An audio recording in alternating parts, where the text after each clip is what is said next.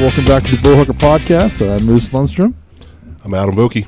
And we have guest Matt Gordon back to do the reveal this week from last week's podcast. We heard 3 stories from Matt, and now the way this podcast works, this show works, is Matt told us 3 stories last week, 3 life stories, and only 2 of them are true.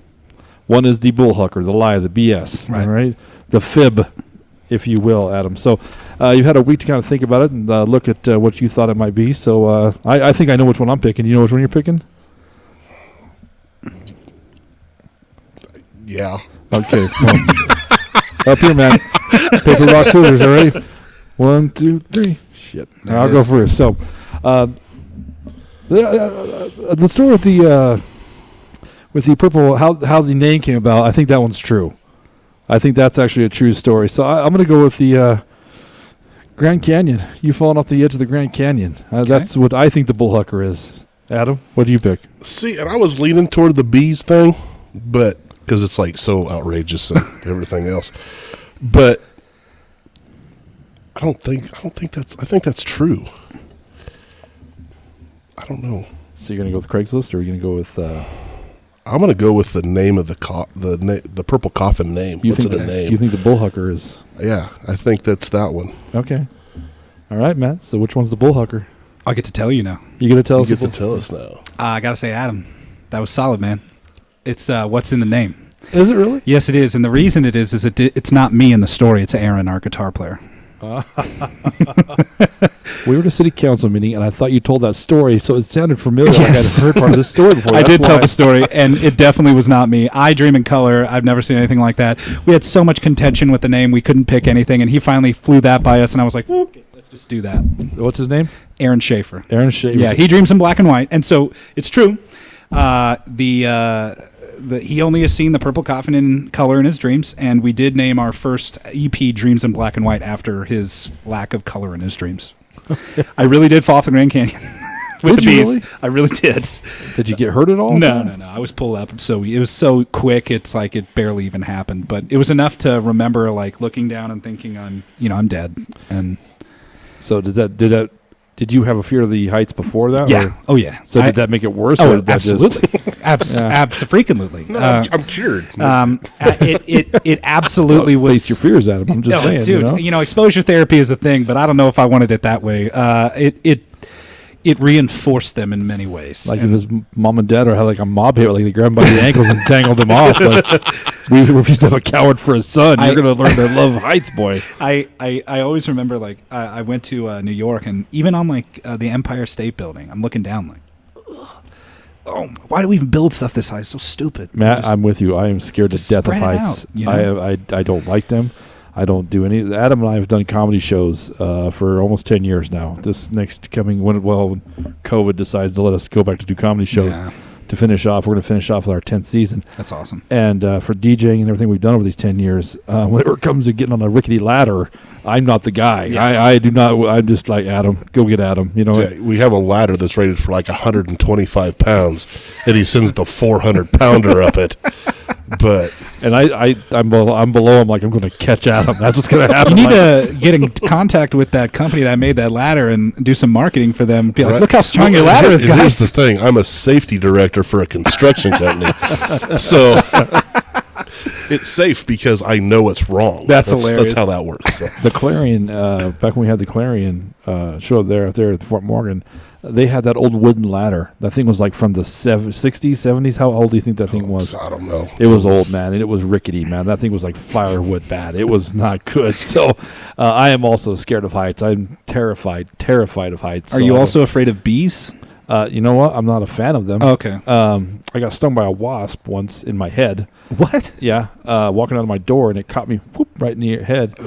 And my mom is like deathly allergic to them. So I didn't know if I was. I'd never been stung before. Right. So I start calling every nurse I know, freaking out. And finally I get a hold of Alicia Nedick. I love you, Alicia.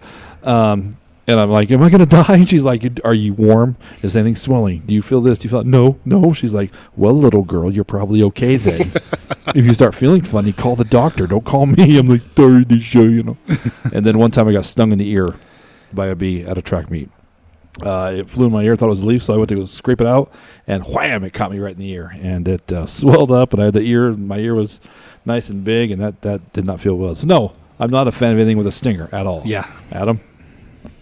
I don't mind them. Don't mind bees. Oh, I've been stung by wasps. I don't know how many times. But squirrels is what he's afraid of. Yeah. That's No, I mean, if squirrels. I saw a love big flying squirrels. squirrel on the edge of the Grand Canyon, I would have jumped off. I mean, I don't care. That's that was terrifying. a great story, man. So I can't believe that squirrels of all things. I mean, I guess I'm afraid of little baby insects, so I get it. Right? So at least a squirrel's bigger than a bee. It is. It's got teeth or whatever. Get at you. Little baby hands. Yeah. Little creepy baby They can hands. attack from above. That's true. I just want to see him running from one. I think that'd be the funniest shit to watch of all time, dude. You get like a RV or RC squirrel or something and just get on some wheels putting around. So January 21st is National Squirrel Appreciation Day. And the only reason why I know that is because a few friends of mine that know that I'm afraid of squirrels blow my phone up I'm sure. with squirrel memes and pictures and everything else all day long on January 21st. So I get squirrel birthday cards from them. That's hilarious. Okay. Well, thanks to the reveal, I am batting 0. Adam is 100% so There it far, is. so that's a good guess. Why did you pick that one out of curiosity? Because the Craigslist one there was so much detail in the spelling and the names, and I was like, that has to be true. The bees one was so outrageous that it's like that's easily could be a made up story, but I don't think it would be that obvious. So it was a process of elimination. So It was the most vanilla one, so that's why you picked it. kinda, yeah. Okay, well that's an interesting tactic to take. I Well, mean, and I tried some techniques. I looked up online, like how to lie. I really did. This is not a lie. Like I was really trying to find some ways, and they were saying things along the lines of like, you guys didn't let me pick the order, but they did say select stories at different lengths and of different detail. And it's really just to sniff people off the trail. Is the more detail you give to one story, is they won't even consider that story at all. Like the Craigslist story, and that's 100% true. All that is true. The Grand Canyon story, you lead with an outrageous story in some way, and that outrageousness of the story makes them think, okay, it's got to be that one, like you're saying.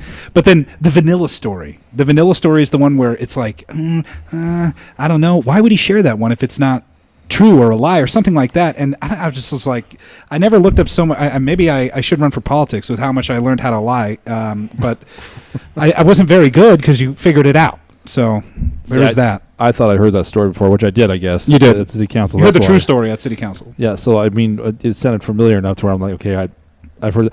This is going to be tough about this podcast at time if we have friends that come on here or people we know, because some of these stories you've already heard. You know what I mean? So, congratulations, Adam, and Thanks. Matt. Thanks for coming on, man. This is episode 1, or this is actually episode 2 now, but you're our first guest on. So, you were the guinea pig. We're going to have you back in probably a couple episodes, Can't wait. so you can have the full experience. Yeah, I can't wait. And thank you so much, and thank you to the Sands Theater for letting us Definitely. book you out here. And so, anything else, Adam, before we let Matt go? I got nothing. Well, thank you guys very much, and stick around. We're going to start the next episode with Andy Rice. So, here we go. All right. Thank you.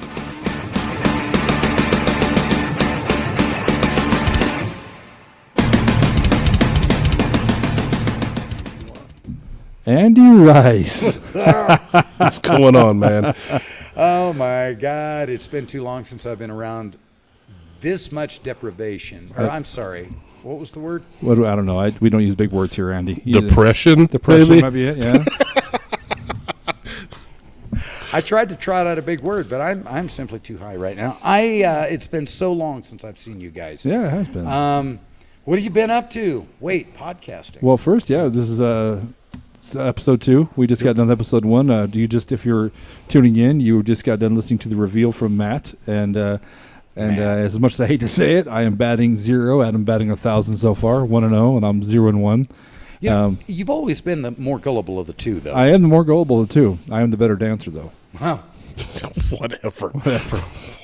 That's why he Amazing. leads all the time. That's Don't why lie he does to me. lead all the time. That's a Bullhucker Because he story. picks me up and twirls me around. It's Okay. No. All right. We were not going to go down that road.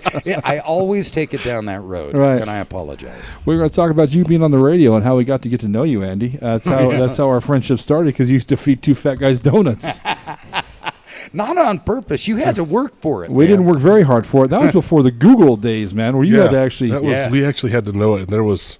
I don't even know. Guess what I loved about it was you guys were irreverent. I think when you call in, irreverent's a good word because it had been established early that you were on the Bud truck and you knew that they were probably listening back, in the office or something. So you couldn't be outrageous.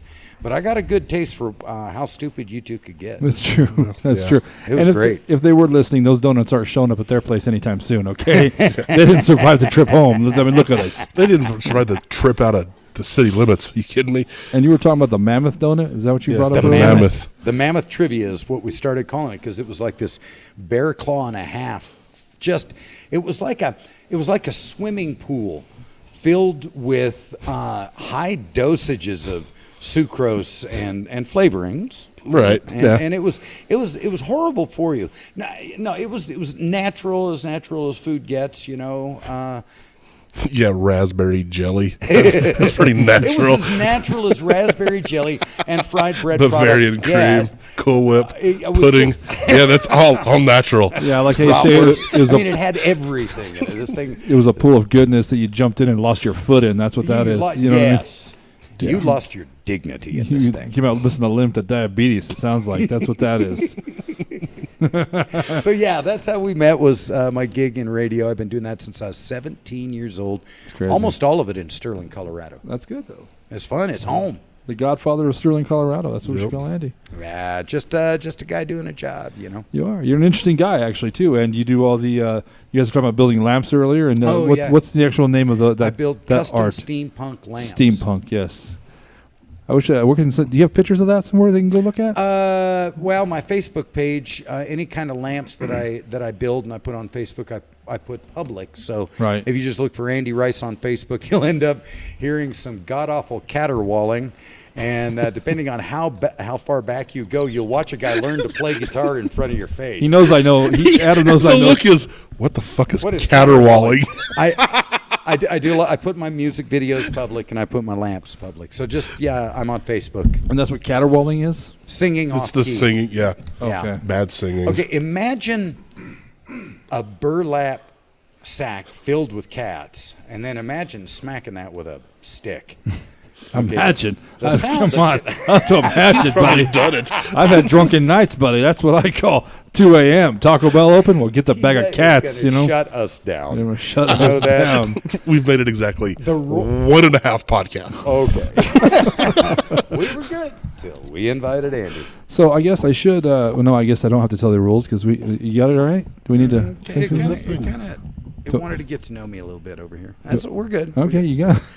I've worked around microphones my entire life. My name's Andy Rice, and I know what's happening right now in the news. So anyway, the Bullhucker podcast, we're going to get to some stories from Andy Rice. All right. But before, I want to ask, you sent me a video of a song you wrote. Oh, somebody take this freak off of my hands. Somebody take this freak off my hands. Maybe we can put on this at the end of this episode. What do you think? I would be honored. Okay. I would be honored. I want to tell people that I use all kinds of different things, but a lot of experience, and I consider myself a storytelling songwriter, and I strive to get some depth and some meaning and some humanity into my songs. No, it sounded like it. Yeah, I failed miserably with this one, and I was going to say, when you said the name of that song, I was thinking, was my dating life an inspiration for you? Because you have not yet heard the song. I have not heard the song. You love the song. But I think it's necessary you give us your lawyer's disclaimer on the song. Yeah, that song's not about anybody I ever met. That's right. It's a fictional character. It is an amalgam of imagined characters based on anecdotes from friends of mine. Okay. According to my lawyer. According to your lawyer. My team of lawyers who are kept quite busy. I just want to throw that in there. Yeah, thank you. You're welcome. So we're going to get to some stories. You ready for some stories, Adam? I am ready. Are you ready to go down? I am ready to defend my streak. Okay, here we go. All right. So you picked first last time. I did. So I'm going to pick first this time. Okay. All right. You ready for anything, Andy? Well, yeah, I've lived every one of those stories. Well, I want to hear the bicycle skunk story.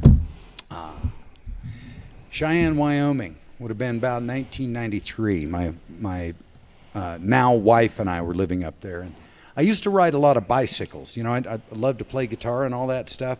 Before that, it was guns. I was heavily into guns. Well, before that, it was bicycling. Was You was heavily into guns? Oh, no, No, was, he said heavily into guns. Oh. Was into bicycles. Oh, I'm sorry. Well, yeah, I own a few firearms.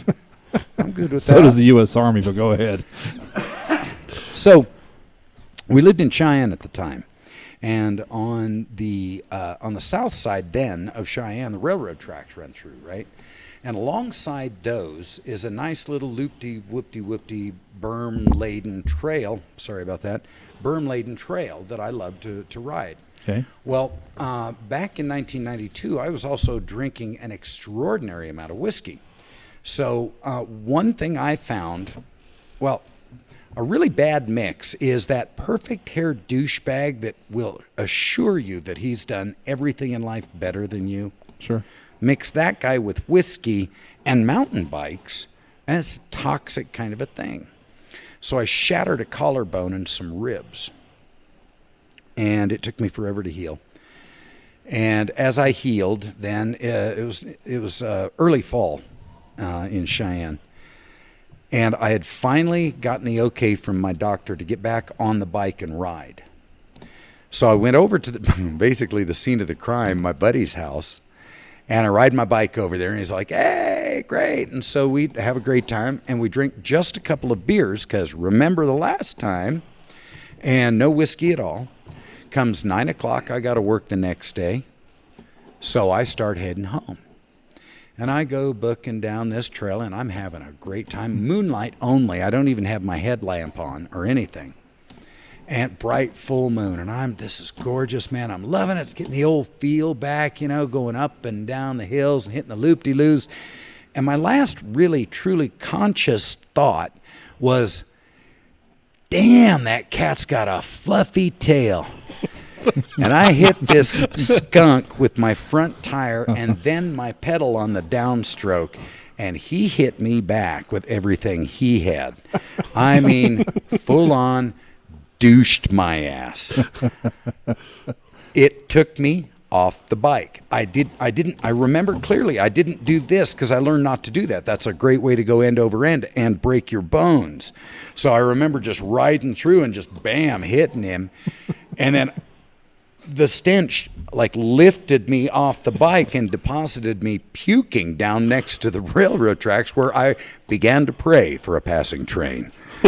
Just to lay my head on the tracks. This was the worst thing I'd ever been through, including the thing I just healed up from. So he hit you square on. He hit you with okay. He was lined up when I got to him and backing up at me. And I'm like, ah! And I just steered through. Like they teach you when you drive, steer through. Sure. It sounds like it was a hit, is what it sounds like. It was waiting a hit. For you. It was, he got the better of the two. Okay. I don't know if I broke his back, but even if I did, he got me harder than I got him. I swear to God. I get home, I ring the doorbell, Janice answers, slams the door immediately in my face and says, meet me in the garage, where she meets me with a gallon of Snappy Tom. It was the only shit we had that resembled tomato juice. Immediately starts pouring it all over me and then made me sleep in the garage all week. Why did you have a gallon of Snappy Tom anyway? Who carries a gallon of that stuff? Okay, refer back to the whole heavy drinking Okay, thing. all right. Fair enough. That's heavy on drinking. Me. Been sober 20 years, I'd like to say. Was that the sobering moment? It wasn't the sobering moment, but it should have been. It would serve as a cautionary tale to those that want to mix bicycling and whiskey, for damn sure. What kind of whiskey? I usually went for the brown paper bag stuff. I shoot for quantity over quality. Fair enough. But later on in my life, when I became a discerning slobbering addict, it was Jim Beam. All right. That was my joint. Old Jim. Okay. Any questions? No. What do you think? All right. I think that was a real one. Okay. All right. I'm undecided. I want to hear the other ones first. So Okay. I think I've heard that, actually. And it's a pretty outrageous one, so I'm going to say that might be a real one too. It's played up, so all right. We'll see. All right. I picked the first one, Adam. It's on you. I'm going with canoeing combat. Canoeing combat. So some friends of mine, 5 friends of mine, and I went. We were quite younger men in our 20s, and we went camping on the James River in North Carolina. To get to the James River, you had to navigate about 1,000 yards of Feed the Duck Canal, where the paddle boats full of families were. Okay. Those young men and I were in the Navy. So anyway, 6 of us piled into, I want to say it was a 72, but whatever the biggest Buick Wildcat was. Okay. This was the big Buick with a trunk you could host a Dutch hop in, right? And it was full of beer. Did they make a little Buick? Back then, no, not really, no. Okay. I'm surprised they didn't make semis. But anyway, the point is, 6 of us, and 3 of them your size, right? Comfortably riding down the road to this campsite.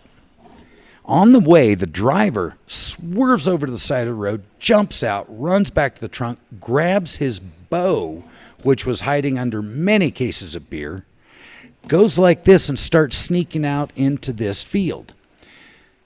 He's a hunter from Kentucky. Just as he comes up to make his shot, this buzzard takes off. He thought it was a turkey. So he gets back in the car to an unending barrage of shit talking about, oh, that's okay. I wasn't really looking forward to buzzard for dinner tonight. And I mean, we made his life miserable the whole way out there, right? So we get the camp set up, we rent the canoes, and he had 2 choices, portage a long way or take the duck canal and then portage 400 yards. So we all get in the duck canal with, we'll just stick with the whiskey element of it, but all right, with a bunch of whiskey and beer, and we're paddling down this canal and having fun. Well, the whole way to the office to rent the canoes, this guy, this great white hunter that was going to get us a turkey buzzard? was saying, we're going to sink you guys. Because it came out that my buddy that was in the canoe with me and I had never been canoeing before. So we had to learn doing this. Okay. The other 2 cats were cool. They're like, we'll show you. These 2 cats now, driver man, great white hunter, Ted Nugent dude over here is pissed. And he's like, we're going to sink your asses. You just watch out. And this duck canal winds and winds and winds. So I turned to my buddy in the canoe and I say, here's the deal. We're going to go hell-bent for leather and try to steer. And we're just going to outrun them because they're going to be hiding around every corner. He goes, done. So we did. We get down, we're out of breath. We're like, ugh. We portage across over to the James River, and it's wide. It's like Lake McConaughey at this point in its life, right? You can't see the other side. It's like you're bobbing at the mouth of the ocean. So there's no shenanigans out there. We're sailors. We know we got to live through this, right? But on the way back, we're getting drunker, and he's getting angrier, and we're going down in that damn duck canal, right? So we get in the duck canal, and we head back, and I just tell my buddy, I'm like, we couldn't outrun them. They got there before us. And I'm like, we're just going to have to do our best. They're going to be doing everything they can. They know our trick is to go fast, go. So we'll do what we can. So we battled them for 1,000 yards around every flipping damn corner, man. Dodged them. Last 2 corners, we just poured the coals to it, got home. We get up, we're huffing and puffing, and we hear this ungodly noise, this splashing, followed by some silence, more splashing, and the air visually chilling with cursing. Then we see buddy numbers. Okay, so we'll call them buddies number 3 and 4. Okay. Number 3 is walking along the canal, soaked, and number 4 is pushing the boat in neck-deep duck poop covered water. No. Turns out, when he knew we outran him and there was no way he was going to sink us, he got so pissed. And in the back of his primitive little mind, he was still trying to bring food back to the cave. And he decides he's going to take a duck out, and he stands up in the canoe and he takes an over his head swing at the duck with the oar. Anybody study physics or like canoeing? This is a recipe for disaster. Right. Buddy number 3 tells the best story. He was dressed in Carhartt coveralls. he said, there was just a split second when my feet hit the bottom and I knew I could, he says, I just knew in my mind I could get to the shore before it soaked through. And in the next millisecond, I was robbed of that. And so he was pissed the whole night through. That's story number 2. So, well, at least the duck got away, though, right? That's the. I have no idea. He didn't know we did not return. Okay, all right. Didn't Any have question? for dinner that night, huh? What color were the canoes? They were silver. They were rentals. Okay, all right. Or maybe red. I don't know. We're talking about 1983. Okay, all right. That's fair enough. I was 8. I was drunk. Hey, so was I. Forget I'm not dealing with I was a single amateurs here. mom. Okay, she didn't pay attention. I'm kidding, Mom. I'm Kidding, kidding. Mom. She paid attention. Is Mom inside that computer box there? Is Mom? Yeah. I love you, Mom. All right. I miss you. She might be watching this. All right. You know you're gonna get talked to about the F word by who? Yeah, me too. All right. Oh, did I drop a couple? I don't know. I know I did. right. With caterwauling. That's what I've learned so far here. All right, man. We got 2 stories down. Yep. Do you have a clear cut one in your head so far? No, not really. Okay. I'm still thinking one's true though. So You don't think we've hit the bullhucker yet? I don't know. That last one, maybe. Okay. I don't know. We'll see. I don't know. I don't approve of duck violence. You know what I mean? So, Yeah. All right. We'll go ahead and name the last one. I man. laugh at The duck last one violence. is VFW faux pas. Oh, yeah. All right, so there was a very long period between the time I get out of the Navy and the time I got sober. Okay. But all during that time, I've always played guitar. You know that, Right. Loved to play my guitar, loved to sing my songs. And one of my favorite artists we just lost this year to the Rona is an absolute national treasure named John Prine. And John Prine is a singer-songwriter whose music has been done. Angel from Montgomery was done very famously by Bonnie Raitt, but also by Norah Jones. Dave Matthews did it. Gorgeous song told in first person from a woman's perspective. And in 1970, that was a hell of a thing. Anyway, he's one of my favorite storytellers. I love the Merle Haggard stories. I love storytelling music, right? Well, I get back to Cheyenne, Wyoming, or I get up to Cheyenne, Wyoming, and I'm talking to some veterans, and they said, "Oh, you play guitar, do you? We've got a thing going on. We'd like you to play at the VFW if you don't mind. We can't pay any money." And I'm like, "I'm all right, Okay, let's go do that." So I go, and I got hair down to my shoulders, but they're cool. Right. They're vets. They're cool. Was that a mullet or was it just long hair? No. This is, well, you remember about a year ago when I had long hair? It was about like that. Okay. All right. So anyway, I go into the VFW. I get set up. I'm having a great time. The place fills up pretty fast, and there is drinking going on, right? They're having a great time. And I start playing songs, and I play some kind of offbeat songs. I play, a Seagull by Bad Company and a lot of Crosby, Stills, and Nash, acoustic kind of stuff, but they're digging it. They're drinking it. And they got live music. They're loving it, and I'm loving it. And I launch into I don't normally play a family set. I usually play bar sets, and late at night. I know 2 songs about strippers and one called Social Disease, right? So that give you an indication of the kind of music that I love. Bon Jovi? Bon Jovi? Social Disease? Yeah. No, Elton John off the Goodbye Yellow Brick Road album. Okay. Young Padawan. Check it out. Your education is incomplete. Hey. Hold on. This is where I get to make fun. What's Padawan? It is a understudy, someone that you're teaching the ways of a certain element. Young Jedi. You told him. Well, I knew that's what it was from. I don't think you did. I did. Okay. Can I go on with my story? I'm sorry, please. Okay. Where was I? Oh, anyway. The evening's going on. I'm getting drunker. Crowd's getting drunker. I'm playing Jimmy Buffett and killing it. I mean, this is a VFW hall, man. I'm playing everything from Son of a Sailor to Why Don't We Get Drunk and Screw, and they are screaming by the end of every song. So I play Spanish Pipe Dream, which is one of the 2 songs I know about strippers. It's a John Prine song.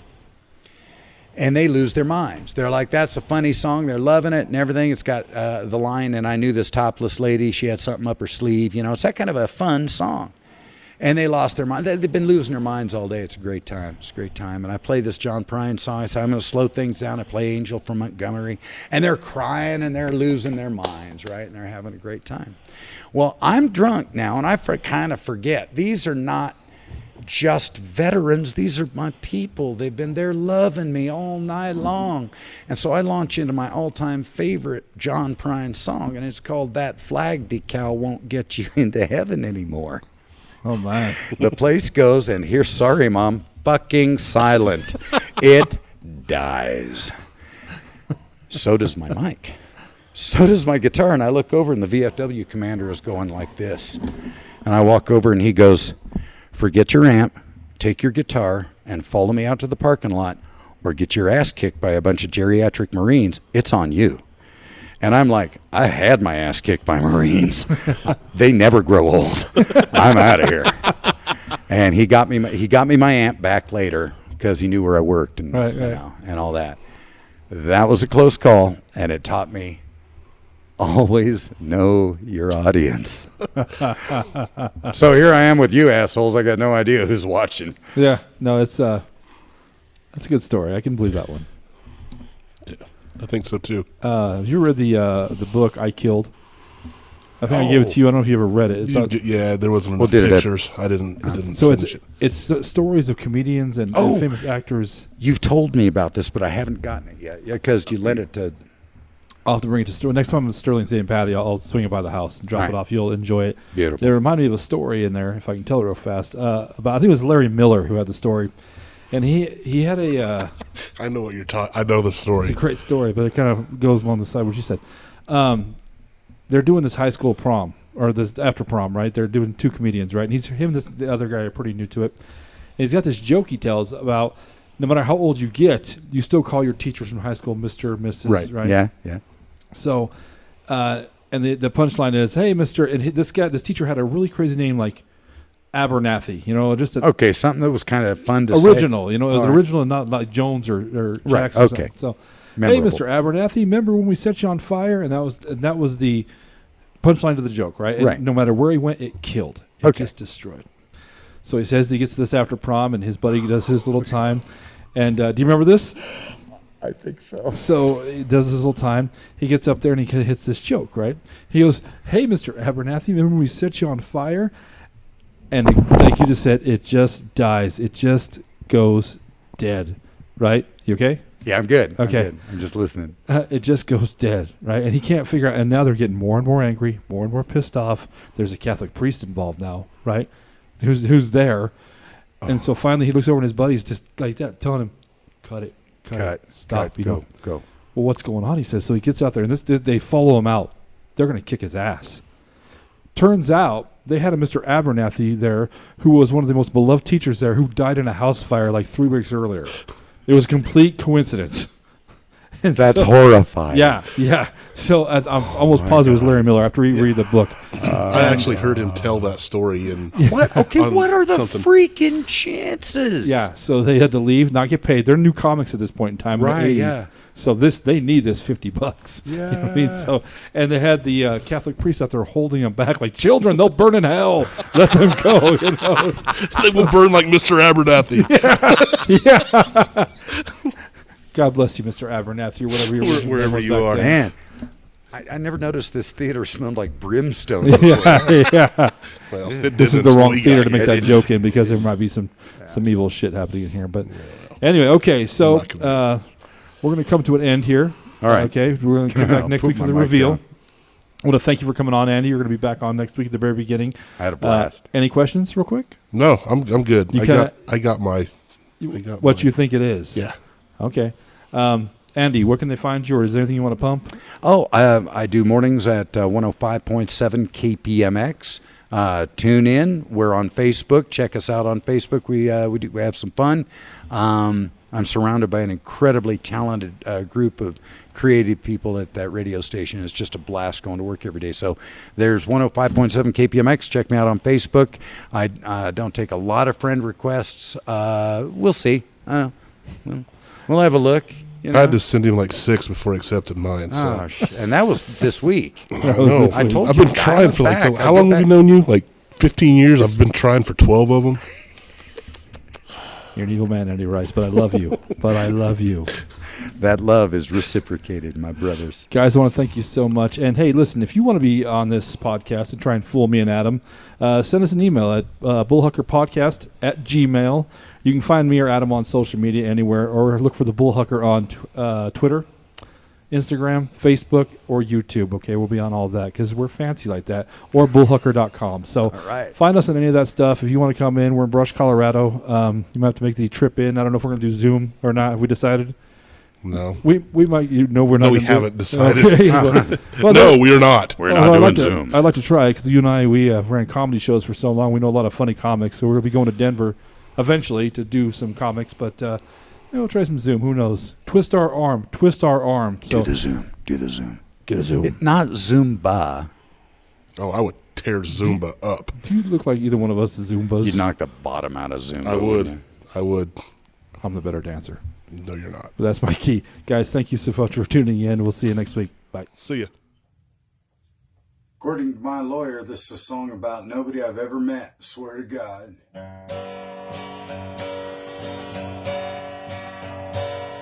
You were only 22 when I first laid my eyes on you. You had a body like a dancer and a smile that could melt a truck. I put out my mating call just waiting for you to fall for me. And when you did, I couldn't believe my luck. We spent crazy days and crazy nights, made crazy love, had crazy fights. We'd get up in the morning and we'd do it all over again. But there was just so much that I could do, like to kill myself keeping up with you. And then suddenly I saw how it would end. I don't know why you keyed my car, set fire to my guitar, stole my phone and told all my friends I died. I don't know why you'd hurt so bad that you'd come on to my dad, or why I'd take you back just 'cause you cried. Somebody take this freak off of my hands. She's not too much woman if you're enough man. And if you love a life of danger, don't be a stranger. Take this freak off of my hands. There's someone for every soul, an actor for every role. She'll be your Delilah, or Bonnie to your Clyde. She can be just downright sweet if you're fast on your feet, know when to duck and where you're gonna hide. Somebody take this freak off of my hands. She's not too much woman if you're enough man. And if you love a life of danger, don't be a stranger. Take this freak off of my hands. If you like your loving rough, if you think you're man enough, well, here's her number, son, just give her a ring. You won't need a pickup line, just say that you're a friend of mine. That'll open some doors, 'cause that's kind of been her thing. Somebody take this freak off of my hands. She's not too much woman, really, it's just that I'm not enough man. And if you love a life of danger, don't be a stranger. Take this freak off of my hands.